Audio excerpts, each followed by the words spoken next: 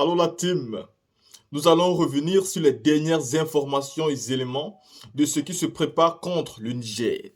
Oui, il y a des réunions qui se succèdent pour attaquer le Niger, un État souverain. Après la sortie dernière de M. Alassane Draman Ouattara, président actuel de la République de Côte d'Ivoire, dictateur numéro un de l'Afrique de l'Ouest, oui, il faut le rappeler, vous avez même oublié que pour que ce monsieur puisse arriver au pouvoir, il a fallu que les Burkinabés, certains, je veux bien dire, combattent à ses côtés, que les Maliens, certains, combattent à ses côtés. Normalement, monsieur Ouattara devait être reconnaissant à jamais à ces gens-là, parce que s'il n'était pas là, jamais il n'aurait pu arriver au pouvoir. Mais aujourd'hui, c'est lui qui s'érige comme celui-là qui doit les combattre. Donc vous devez savoir que les états-majors de certains pays se sont mobilisés. Et ici, vous allez écouter que, c'est-à-dire le chef de l'état-major du Ghana dit que si la jeune actuelle reste au pouvoir au Niger, plus personne en Afrique de l'Ouest ne sera en sécurité. Qu'est-ce que vous voulez donc protéger maintenant? De quelle sécurité vous parlez? Vous parlez de la sécurité du peuple ou la sécurité des individus? Parce que si on regarde en termes du peuple, les peuples sont en sécurité. Avec le peuple au Niger, depuis qu'ils sont arrivés au pouvoir, on n'a pas compris que la junte a tué un civil. On n'a pas compris que la junte a tiré sur quelqu'un ou a emprisonné quelqu'un de manière arbitraire. Ou alors vous avez peur que cette junte, en arrivant, ils vont plutôt retirer des présidents dictateurs qui ne respectent pas la constitution et qui eux-mêmes font des coups d'état civils. Je l'ai toujours dit, on ne peut pas venir condamner un coup d'état militaire quand on applaudit un coup d'état civil. Et en Afrique, on compte les présidents qui sont élus de manière démocratique. Tous ces présidents sont pour la plupart élus en tripatouillant leur constitution. Et du coup, comment on appelle ça? On appelle ça un coup d'état civil. Et un coup d'état civil aussi peut être constaté quand quelqu'un décide de rester au pouvoir en utilisant la force des armes. Oui, il faut le dire. Entre ceux qui viennent au pouvoir en faisant des coups d'état, où il n'y a pas de bain de sang, et celui qui vient au pouvoir et décide de le garder en utilisant des armes, en faisant des bains de sang. Nous avons vu ici tous ceux qui ont vécu l'élection présidentielle ivoirienne, par exemple en 2020, vous avez bien vu comment là-bas, les partisans d'Alassane Draman Ouattara ont coupé la tête d'un jeune Ivoirien, Kofi Toussaint, si je m'abuse. Ils ont coupé la tête d'un Ivoirien et ils ont joué avec cette tête-là comme le ballon à même le sol. Ils tiraient sur un ami, l'autre tirait à l'autre, l'autre tirait. Et donc voilà ce à quoi nous assistons. On a parlé en 2020 là, de près de 300 mois en Côte d'Ivoire juste pour qu'Alassane Ouattara puisse rester au pouvoir. Pourtant, la constitution ivoirienne l'interdisait de briguer un troisième mandat. Et c'est exactement ce qu'il est en train d'aller faire en 2025. Comment ils n'ont même pas honte? Lui, il s'en va faire un quatrième mandat en 2025 qui n'est même pas constitutionnel, qui sera donc anticonstitutionnel. Et pourtant, il est en train de se mêler de ce qui se passe au Niger en appelant ça coup d'État. Comme si ce que lui-même il fait en Côte d'Ivoire n'est pas un coup d'État. La type, écoutons ces dernières informations. En plus, on va retrouver en direct d'Accra où se déroule ce sommet justement notre correspondant sur place, François Ferkatadji. Bonjour François. François, vous avez justement assisté au début de cette réunion. Qu'est-ce qu'il faut retenir de ce début de sommet ? Alors déjà, premier constat, les absences remarquées des chefs d'état-major du Cap-Vert et de la Guinée-Bissau qui s'ajoutent à celles plus attendues de ceux du Burkina, du Niger, de la Guinée et du Mali. Et puis aussi cette cérémonie d'ouverture vraiment inhabituelle. D'habitude dans ce genre de sommet, les cérémonies d'ouverture ce sont un mot de bienvenue et puis les travaux débutent. Non, là ça a duré plus d'une heure.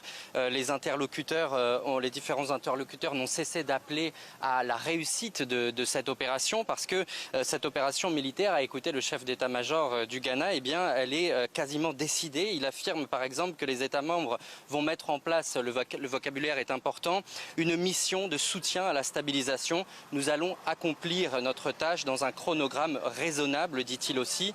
Le chargé d'affaires politiques de la CEDEAO, lui, explique que la force en attente a déjà assez d'hommes, qu'elle a des ressources propres, qu'elle n'a pas besoin du soutien des Occidentaux, même si une aide étrangère serait bien sûr la bienvenue. Enfin, l'ouverture de ce sommet a également consisté à une pédagogie, une longue pédagogie évidemment pour répondre à toutes les critiques contre une éventuelle intervention.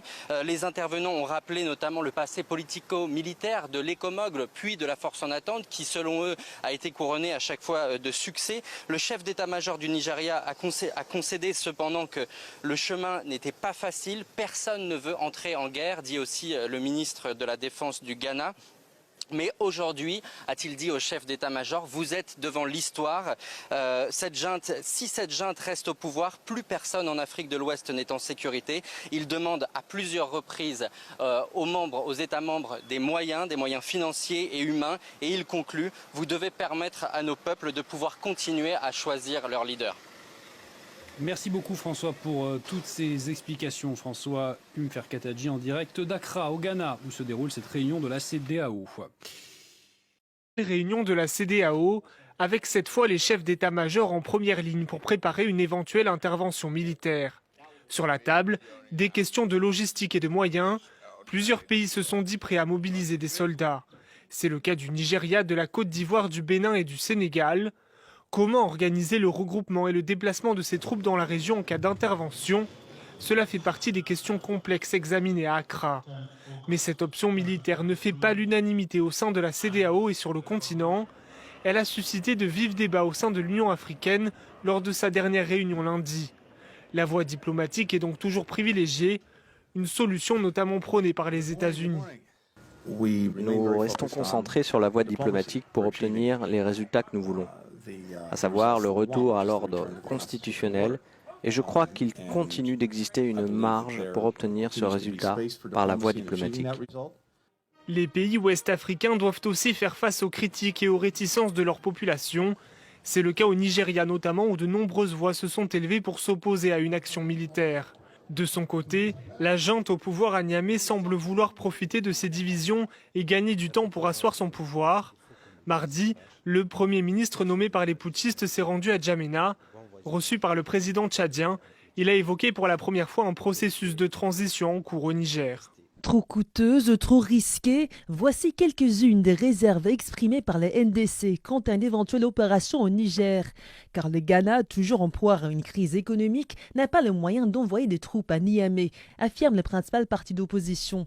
Le NDC rappelle qu'Accra a dû être renfloué par les FMI à hauteur de 3 milliards de dollars, dont la première tranche a été débloquée seulement en mai dernier.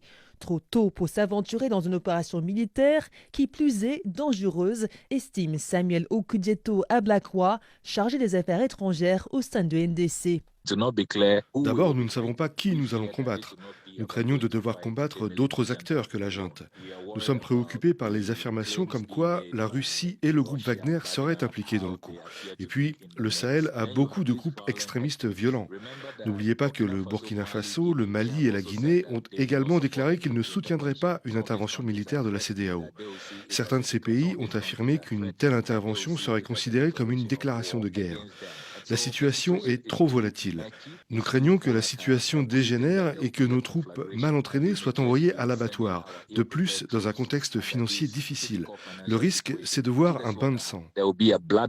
Le NDC prône une solution diplomatique à la crise. Selon un sondage réalisé par le parti, 92% des Ghanéens sont opposés à une intervention militaire au Niger. La conférence se tient au camp Bourma, siège du ministère de la Défense et des Forces armées ghanéennes. En plus des chefs d'état-major, le commissaire aux affaires politiques, à la paix et à la sécurité de la CEDEAO y participe. Il était présent à la réunion qui a dessiné les contours de la force d'attente début août à Abuja. Selon nos informations, la réunion sera essentiellement consacrée à la finalisation du plan d'intervention militaire au Niger. Au sujet du regroupement et du déploiement des unités, les effectifs des pays contributeurs comme le Sénégal, le Bénin, la Côte d'Ivoire et le Nigeria sont maintenant connus avec précision. Il reste à organiser leur déplacement vers les zones où elles seront positionnées et valider définitivement l'itinéraire que vont emprunter les soldats des pays qui n'ont pas de frontières avec le Niger. Même si l'option diplomatique est sur la table et encouragée par certaines voix ces derniers jours, un haut gradé de la force d'attente informe que le commandement n'a pas reçu de contre-ordre de la CEDEAO. Comprenez que la réactivation et les déploiements sont toujours d'actualité. Jean-Luc Aplogan, Cotonou, RFI. Après ces dernières informations, vous comprenez donc ici, on parle encore de 4 pays, 4 pays qui ont décidé de manière claire, nette et précise qu'elles vont envoyer les soldats au Niger. On a parlé du Bénin, de la Côte d'Ivoire, du Sénégal et du Nigeria. Ça veut dire que dans les têtes des autres encore, il n'y a pas encore de décision définitive, bien évidemment parce qu'il y a des oppositions. Vous voyez même qu'au Nigeria, il y a le Sénat qui a décidé de dire non à l'attaque. Malgré cela, M. Tinubu ne fait qu'insister. Lui, il veut seulement aller au fond. Il est un nouveau président élu, donc il faut qu'il montre sa force, et surtout qu'il est le meilleur ami des Français. Il faut que vous le sachiez, c'est pas parce que c'est un anglophone. Tinubu, c'est le meilleur ami des Français. Il y a toutes les preuves qui sont là, et vous avez juste besoin de faire un peu de recherche pour connaître qui est vraiment M. Tinubu, actuel président de la République du Nigeria. Et pourtant, la CEDEAO, là, normalement, elle compte, si je ne m'abuse, 14 à 15 pays. Et il va bien falloir que au moins 14 pays soient d'accord sur le fait d'attaquer. On ne peut donc pas se baser sur 4 pays aujourd'hui qui ont décidé, eux, de porter les armes, quels qu'en soient les cas, pour aller déloger le nouveau président du Niger. Et pourtant, c'est un conflit qui appartient aux Nigériens. Comment la CEDEAO, qui devait être une organisation c'est-à-dire pour des problèmes économiques, finit aujourd'hui par être une organisation qui veut porter les armes pour déstabiliser un État souverain. Et pourtant, l'Union africaine est là. Je pense que c'est quand même l'Union africaine, même si elle aussi elle est infiodée, qui devait prendre ce genre de décision. Et à ce moment-là, nous devons donc apporter nos contradictions. Mais aujourd'hui, on se retrouve aujourd'hui en train de faire des débats contre la CEDEAO, qui de base n'a pas été créée pour ce genre de combat-là. La team, vous avez écouté les infos et vous connaissez ce qui se prépare. Restez connectés et commentez, partagez et likez également les vidéos.